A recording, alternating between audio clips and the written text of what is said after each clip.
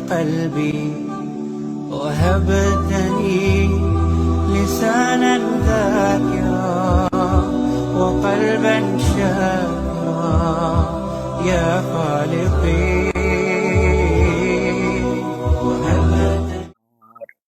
কে আমার জাতি, আমি আজকে কথা বলবো যে জামাত, বিএনপি এবং এনসিপির মধ্যে যে সংঘর্ষ চলতেছে সে সম্পর্কে, এবং আমাদের কি অবস্থানে নিব, শরীয়তের ভিত্তিতে আমরা কোন অবস্থান গ্রহণ করব সে সম্পর্কে।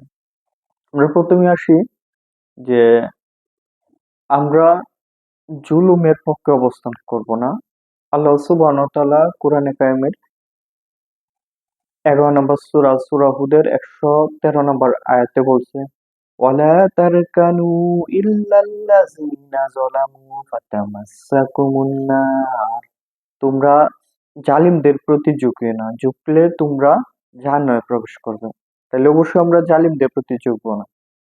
তার পরবর্তী যে বিষয়টা, এখন আমাদের শরীয়তের ভিত্তিতে দেখতে হবে। শরীয়তের ভিত্তিতে যারা গণতন্ত্র মধ্যে ডুবে আছে, হারাম বিষয়ের মধ্যে, এটা দিয়ে মুসলমানদের কখনো ফায়দা হবে না। এবং এটা সিস্টেমটা এমন ভাবে তৈরি করা হয়েছে, খেলাফতকে বিদায় করে তার আসলে গণতন্ত্র আনা হয়েছে, এবং এই গণতন্ত্র সম্পূর্ণই কুফর।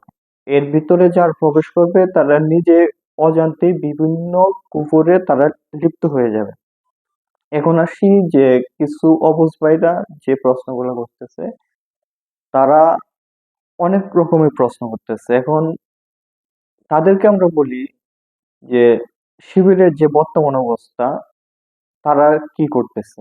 তারা দেলোয়ার হোসেন সাঈদীকে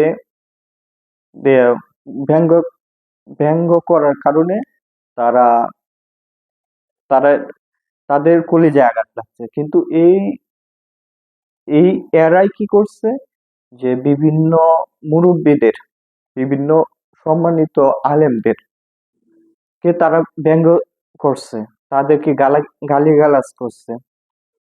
যেরকম মহিবুল্লাহ বাবুনকে গালিগালাজ করছে, হারুন ইজাদকে গালিগালাজ করছে, ডক্টর এনায়েতুল্লাহ আব্বাসকে গালিগালাজ করছে, এবং যারা কোরআন হাদিসের দলিলের ভিত্তিতে ইসলাম পালন করতে চায় তাদেরকে তারা গালিগালাজ করে।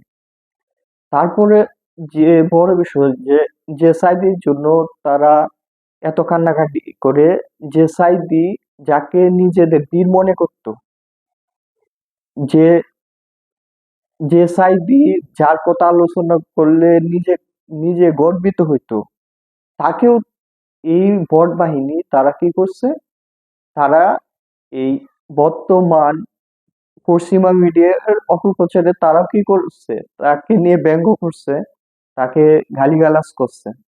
তাহলে অবশ্যই আমরা আমরা দেখতেছি যে ভট বাহিনীর চরিত্র এরকম, যে তারা হচ্ছে শক্তের ভক্ত আর নরমের জম। আর সহজ কথা, তাদের আমরা তাদেরকে কখনো সমর্থন করব না। কারণ হচ্ছে তাদেরকে আমরা যে সময় সমর্থন করছি, তারা দেখা যায় তাদের ক্ষমতায় আসলে তাদের যে রূপ তারা দেখায় দিচ্ছে। এবং তারা কি করছে, মুসলমানদেরকে, যারা তৌহিদপন্থী মুসলমান, তাদেরকে তারা এমন ভাবে তারা গালিগালাজ করে যে তারা মনে করে যে তারা একমাত্র হক, এছাড়া কেউ হক না।